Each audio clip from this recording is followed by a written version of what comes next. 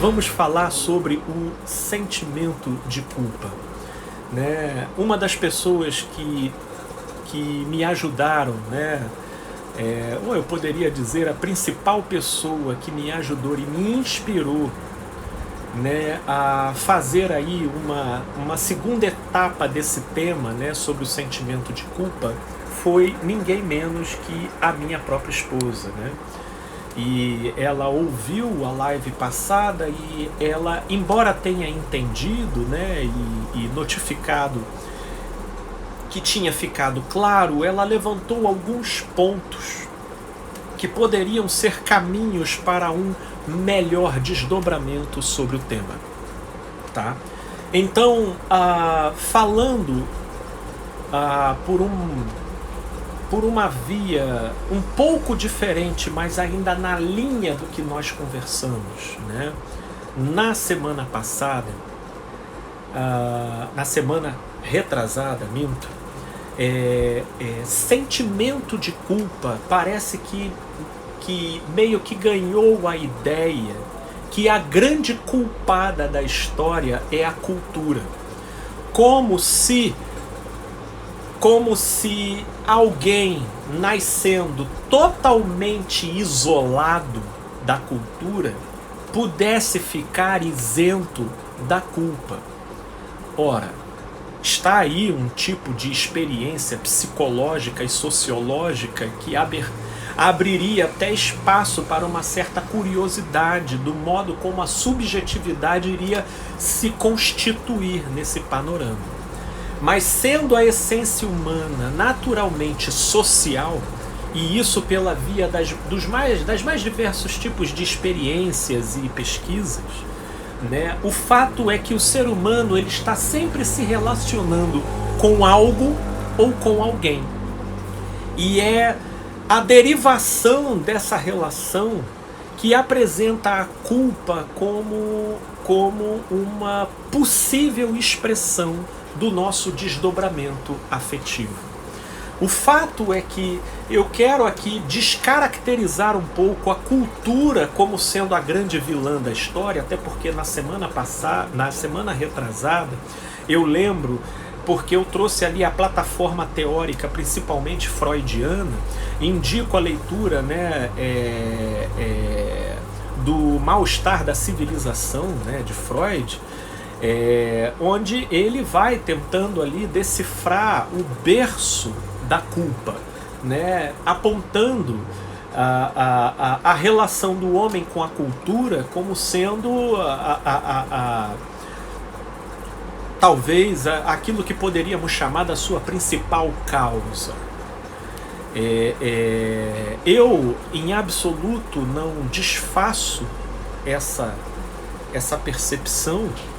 Afinal de contas, ela é por demais comprovável na nossa relação com o meio, porque é da cultura que a gente internaliza parâmetros de como ser um bom pai, de como ser uma boa mãe, de como ser um bom cidadão, de como ser um bom profissional, de como ser os mais diversos ideais que são construídos a partir de determinados pressupostos esses que na interação com a nossa subjetividade criam na nossa concepção a ideia de certo e errado, de certo e de errado.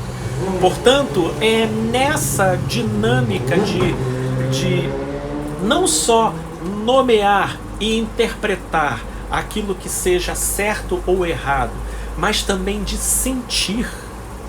Isso porque o nosso raciocínio, no fenômeno da subjetividade humana, o nosso raciocínio não caminha desvencilhado das emoções. Portanto, o melhor que nós podemos pensar acerca da nossa interioridade precisa apontar para uma saudável conciliação entre razão e sentimento.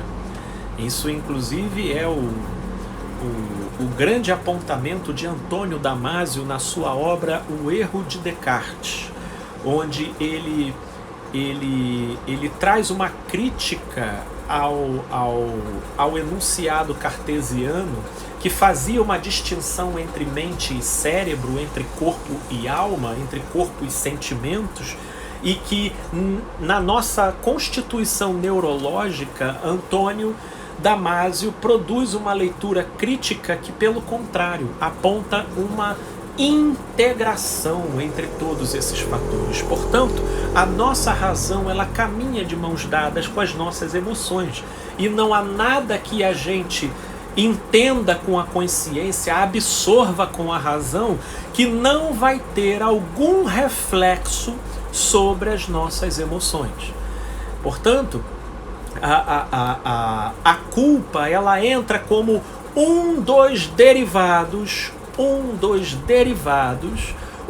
subprodutos, uma das reações dessa dualidade relacional entre o sujeito e a cultura, entre o indivíduo e o coletivo. Portanto, a gente, todavia, por outro lado, a gente não tem como, não seria possível a gente encerrar o tema apenas sob essa ótica, como se ela desse conta de explicar tudo acerca do fenômeno culpa. E é aqui que eu quero ir um pouco mais além dessa atribuição sobre a cultura, da responsabilização sobre o subproduto da culpa, né? Eu gostaria de levar a coisa talvez a um ponto muito mais essencial, que diria respeito àquilo que levou Santo Agostinho a interpretação e ao desenvolvimento do conceito do que seria o que ele denominou de pecado original. E isso a partir de uma constatação de uma espécie de deformação, de uma deformação no cerne da nossa essência. E de uma certa forma eu consigo visualizar esse descompasso.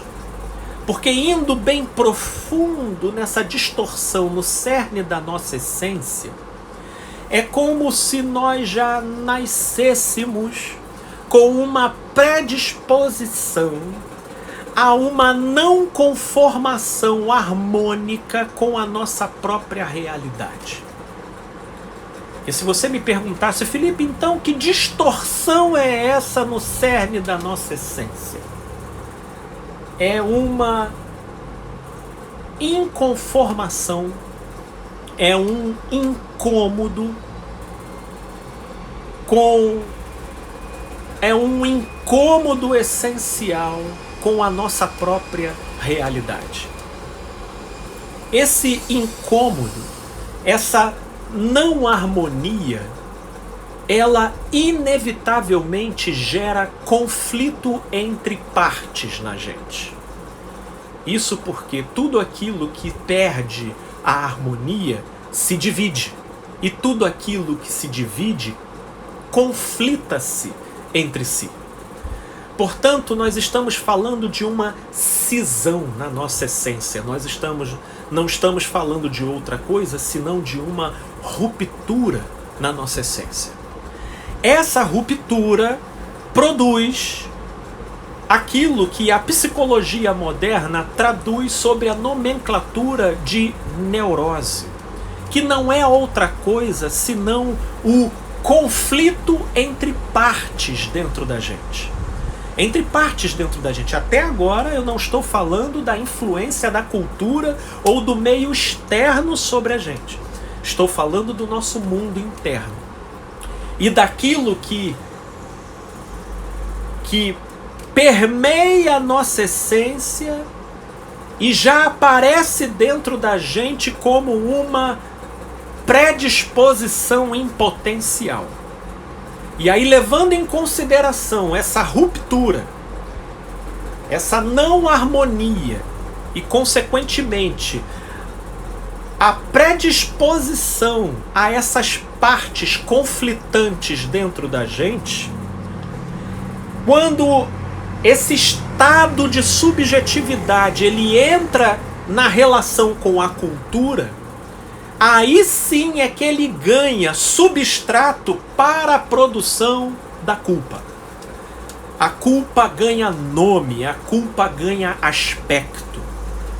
Porque como a cultura ela propõe um ideal, conforme estávamos falando aqui anteriormente, ideal de mãe, ideal de filha, ideal de profissional, ideal de homem, ideal de mulher.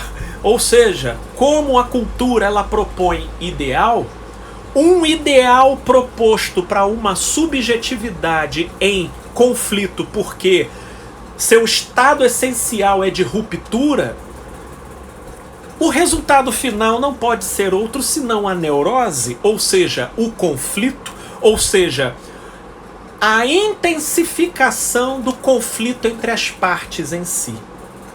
Ora, Freud foi quem, pela via desses processos que nós estamos aqui falando, identificou 3 instâncias que perfaz aquilo que foi a primeira tópica da tradução dele do funcionamento do nosso aparelho psíquico: id, ego e superego.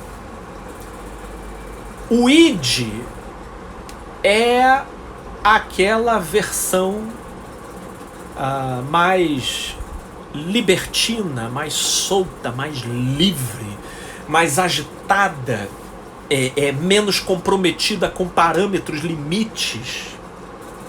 Já o superego é aquela instância fiscalizadora que assimila da cultura e do meio os ideais, as regras, as leis, e com isso instala dentro do sujeito um estado policial de cobrança, lançando sobre o ego uma sensação de inadequação com o todo.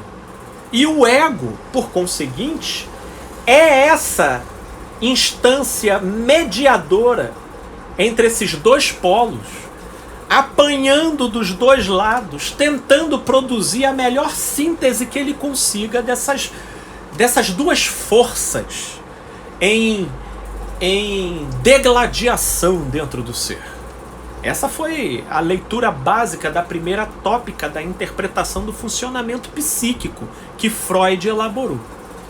E ela concede para a gente um substrato teórico precioso para a compreensão do desdobramento da culpa, que na verdade sua origem mais essencial, eu diria que tem a ver com essa ruptura, com essa bifurcação no cerne da nossa essência, e que gera na gente uma predisposição a um estado de conflito, a uma luta entre as partes dentro da gente. Olhando por esse lado, a gente meio que desonera um pouco a cultura, como se ela fosse a grande vilã da história. Olhando inclusive por essa ótica, a gente então entende que a cultura não é a causa, ela é apenas a cenografia onde essas subjetividades bifurcadas encontram um ferramental para darem vazão, para darem expressão para a própria realidade que constitui a essência humana, ou seja, a sua ruptura essencial. A sua ruptura essencial. Agora, se por um lado então a gente entende que nós somos, que nós carregamos essa essência em estado de ruptura, cindida, predisposta ao conflito, né? Que possui uma dificuldade para a harmonia, e tão logo então surge a consciência, pior ainda. Até porque a consciência, né, a origem da consciência nada mais é do que um produto formado pela colisão entre os opostos. Eu só me torno consciente da bondade o dia que eu conheço a maldade. Eu só me torno consciente da alegria o dia em que eu provo a tristeza. Eu só me dou conta, né? Eu só me dou conta, eu só me conscientizo do que seja a paz o dia que eu experimento a guerra. Portanto, a consciência, ela vai se desdobrando pela via do conflito entre os opostos dentro da gente, de modo que a consciência, ela é uma graça concedida apesar da ruptura. Ou poderíamos dizer que a ruptura foi uma graça para nós adquirirmos a consciência. Aí já a gente iria para um outro patamar. Mas independente, né, desse ângulo, e que eu sou mais que dado a interpretar pela segunda perspectiva, de que a ruptura foi a graça para que nós adquiríssemos a consciência, impedindo-nos o acesso à total potência e delimitando o nosso limite como sendo a melhor expressão da nossa essência, o conflito, pela via do conflito, surge o nascimento da nossa consciência. Só que é aí que muitos se perdem nesse labirinto. Porque como é idílico a gente pensar que a vida é só alegria. Todavia, como ficamos perdidos o dia que provamos tristezas tão dilacerantes e que a gente não consegue encontrar dentro da gente recursos internos para digerir e elaborar aquela tristeza. Como é bom quando a gente pensava que tudo era só paz, e como é vivido como tragédia o dia em que a gente prova a perturbação visceral produzida pela guerra. Pela guerra. O fato é que a colisão entre os opostos dentro da gente é vivida na maioria das vezes com medo e com a culpa. Com a culpa por quê? Porque naquilo em que a gente se distancia daquilo que era provado como bom, como a nossa essência é potencialmente constituída pela ruptura, pela cisão entre as partes, o distanciamento daquilo que é bom é sempre traduzido, mesmo quando isso ocorre na nossa tenra idade, como sendo um produto do nosso fracasso, como sendo um resultado da nossa incompetência. E então a gente se cobra. A gente se cobra. E é aí que entra um outro ponto que eu gostaria de trazer como destaque. O primeiro dele foi desonerar um pouco a cultura como sendo a supostamente responsável, né, pela totalidade da produção da culpa na nossa subjetividade. E eu quis buscar aqui a gente entender que o buraco é um pouquinho mais embaixo. E que a cultura, na verdade, não é a causa, mas sim o meio por onde se expressa subjetividades cindidas na sua essência. Onde as partes em conflito ganham na cultura o ferramental para intensificarem o seu conflito entre si. Então, esse primeiro ponto eu creio que fica, entendido. O segundo ponto é aquilo que eu falei acerca de cobrança. E esse entendimento talvez já vai, inclusive, abrir para a gente o ensejo para refletirmos propostas de modificação de olhar que atenuam a culpa, que ajudam a gente a se manejar nesse labirinto psicológico produzido pela culpa, né? A grande verdade é que Assim como só há manipulador onde exista um manipulado, assim como só existe um opressor onde existe um oprimido, assim também só existe a cobrança onde existe um culpado. A culpa, ela pressupõe cobrança. E a cobrança, ela é um modo de tradução da realidade.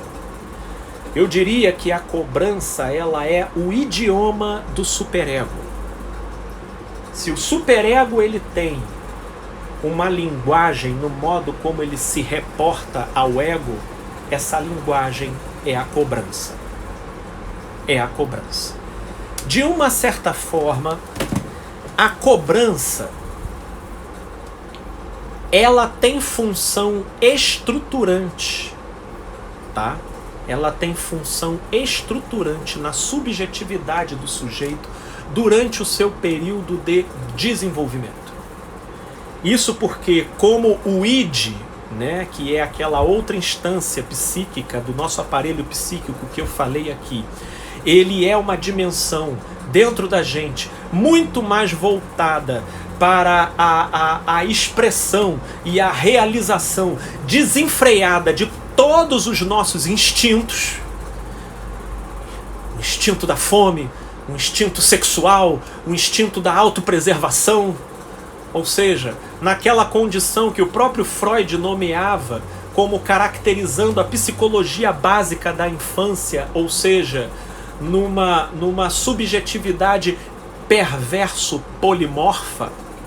Ou seja, perverso por quê? Porque perverso, ou seja, além do verso, ou seja, não versificável, não dominável, não controlável, por isso perversa. E polimorfa porque sem forma, pode ganhar qualquer e toda forma. Assim é a natureza essencial dessa dimensão existente na nossa subjetividade que ganhou o nome de id.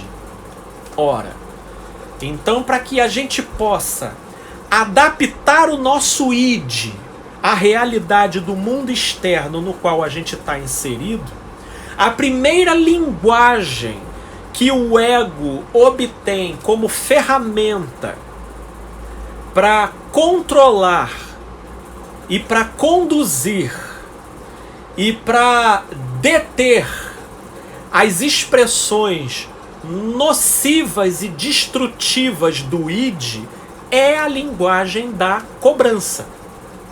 É a linguagem da cobrança. Então por isso que na infância a linguagem da cobrança ela tem maior pertinência. Embora ainda assim muitos exagerem nesse campo, né? Isso porque se na infância a cobrança ela tem maior pertinência, com isso eu não estou querendo dizer que na infância deva se reinar um imperialismo arbitrário, autoritarista, violento e que justifique toda sorte de maluquice arbitrária e autoritária, pelo amor de Deus, né? Eu só estou dizendo que a linguagem da cobrança é algo que é mais pertinente porque justamente pela baixa elaboração de compreensão das complexidades mais sofisticadas da vida e que só uma consciência mais desenvolvida consegue assimilar essa realidade, então com a criança é mais apropriado você ser peremptório em certas coisas. Pode, não pode, certo, errado.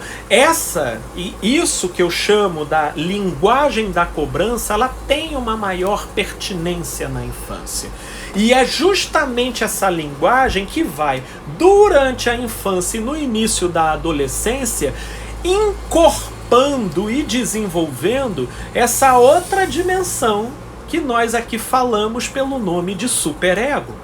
Só que depois da puberdade, quando o jovenzinho adentra a adolescência efetivamente, o superego ganha vida própria. E é aí que as balanças internas podem vir a descompensar. Isso porque o jovem já está com uma consciência um pouco mais sofisticada e ele consegue depreender do meio aonde ele está inserido os tais ideais. Ideais de beleza, de quem é o mais bonito, de quem é o mais comunicativo, de quem é o mais carismático, de quem é o mais influente. E esses ideais começam a conceder instrumentalidade para o superego daquele jovem para oprimir o ego, lançando sobre o ego uma sensação de inadequação. E é por isso que a adolescência, então, ela é o período onde a nossa autoestima mais flutua. Mais flutua. É na adolescência que a gente desenvolve 1000 complexos. Porque o ego ele ainda está muito imaturo para lidar com as cobranças que ele recebe, sem deixar que isso estigmatize a concepção do jovenzinho sobre ele mesmo. E aí a autoestima vai fazendo altas flutuações. E às vezes na adolescência, até quem a gente pensa que teria tudo para estar se sentindo o rei da cocada preta, às vezes é quem às vezes está até entrando em depressão e se suicida. Porque uma coisa é o que a gente pensa, né? Que se a gente tivesse, a gente se sentiria melhor. Outra coisa é o modo como funcionam as nossas repimbocas aqui dentro e que às vezes é totalmente diferente do que os observadores externos estão pressupondo do lado de fora. O fato é, essa linguagem da cobrança, ela meio que se entranha. Ela se entranha dentro da gente e a gente pervade a vida adulta afora, lidando com os nossos sentimentos, lidando com as nossas vontades, lidando com os nossos desejos, lidando com os nossos projetos de vida, sob a ótica dessa linguagem da cobrança. Ora, e qual o problema em cima disso? O problema em cima disso é que, como eu falei lá no início, ou um pouco lá atrás, onde há cobrança, há culpa. A culpa pressupõe a cobrança. E cobrança pressupõe culpa. Portanto, em outras palavras, onde existe a perspectiva da cobrança, o sujeito não amadureceu para uma interpretação adulta de que aquilo que ele traça como cobrança, ele pode ver e ele pode interpretar como possibilidade e não como cobrança. São perspectivas diferentes. Quando eu me cobro, isso é categórico. Quando eu vejo como uma possibilidade, isso pressupõe a flexibilidade.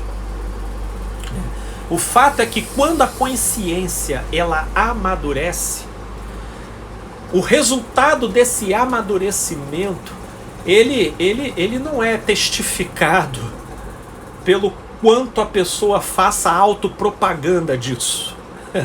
Não. O que testifica esse amadurecimento é a capacidade da consciência não mais lidar com os ideais propostos pela cultura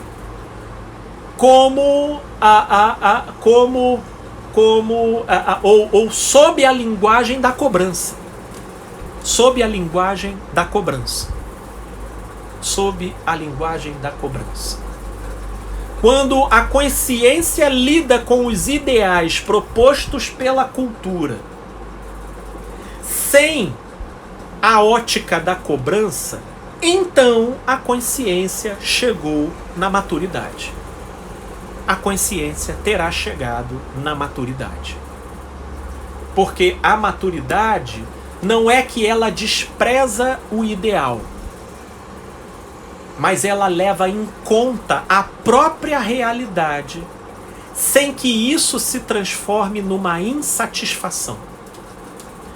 Na linguagem da cobrança, a nossa realidade ela é sempre desprezível em relação ao ideal proposto do lado de fora. E isso nada mais reflete do que essa nossa ruptura essencial. Essa nossa ruptura. E que se traduz na prática pelas partes em conflito do lado de dentro. Agora, quem se harmonizou com a sua própria realidade consegue lidar com os ideais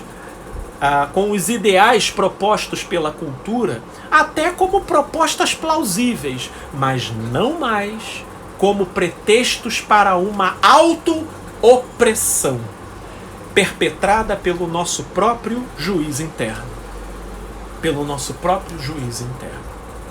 Portanto, eu costumo dizer que é aí que uma espiritualidade saudável ela entra, trazendo ferramentas adequadas para essa harmonização interior.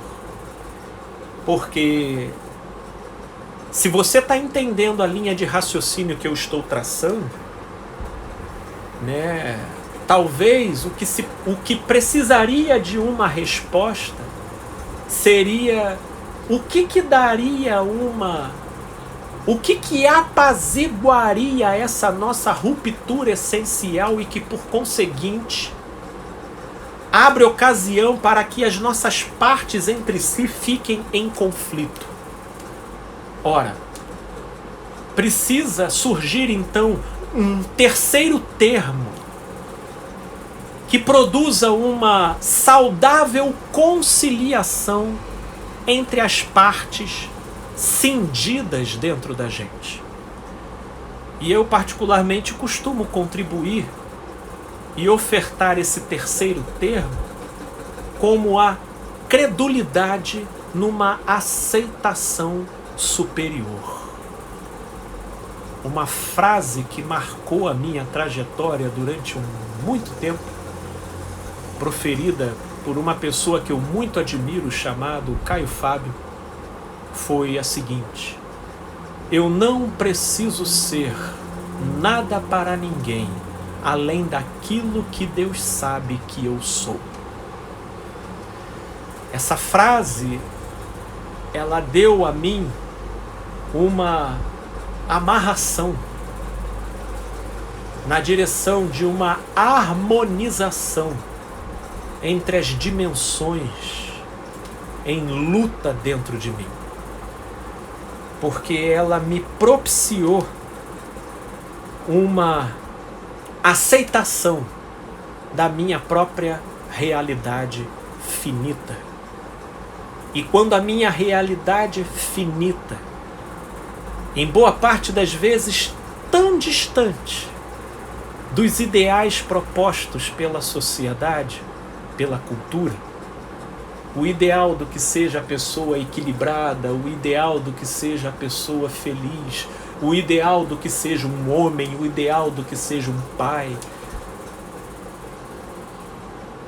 Quando essa aceitação ela se instalou dentro de mim, a minha relação com esses ideais já não foi pela linguagem da cobrança, mas sim a da possibilidade.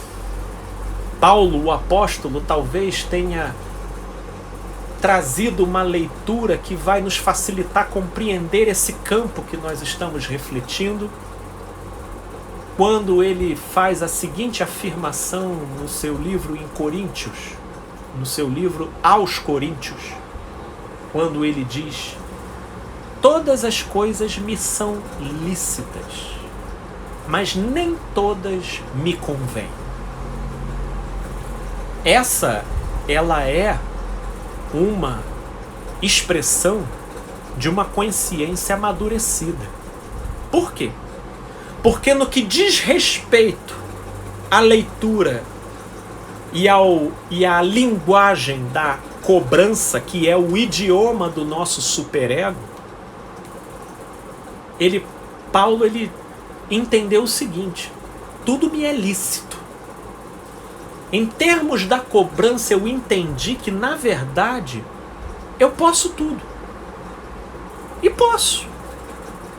Obviamente eu não estou aqui refletindo acerca das implicações, né? Acerca das consequências, do peso e do valor. Eu estou falando num sentido existencial linear. Poder eu posso. Se eu quiser me jogar aqui da janela, eu posso. Acontece aqui agora. Se o camarada aí quiser pegar uma faca e enfiar em alguém, tem, obviamente, a lei e tudo mais, mas existencialmente a possibilidade existe, por isso eu posso. Então eu entendi que tudo me é lícito, mas o amadurecimento da minha consciência me levou a entender que nem tudo me convém. Portanto, quando eu deixo de fazer uma coisa, não é porque eu sou proibido, é porque não me interessa. E quando eu passo a fazer uma coisa, não é porque eu sou obrigado, mas é porque eu vejo sentido nessa coisa. Esse é o patamar da consciência amadurecida. É quando as regras, elas não precisam ser necessárias para produzir a sua melhor versão. E as proibições, elas não são necessárias para impedir a sua pior versão. Porque a consciência pacificada com a sua própria realidade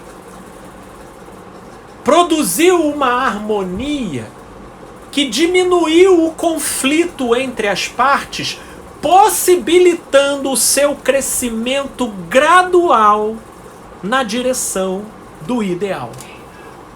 Na linguagem da cobrança, a gente não se permite a processualidade.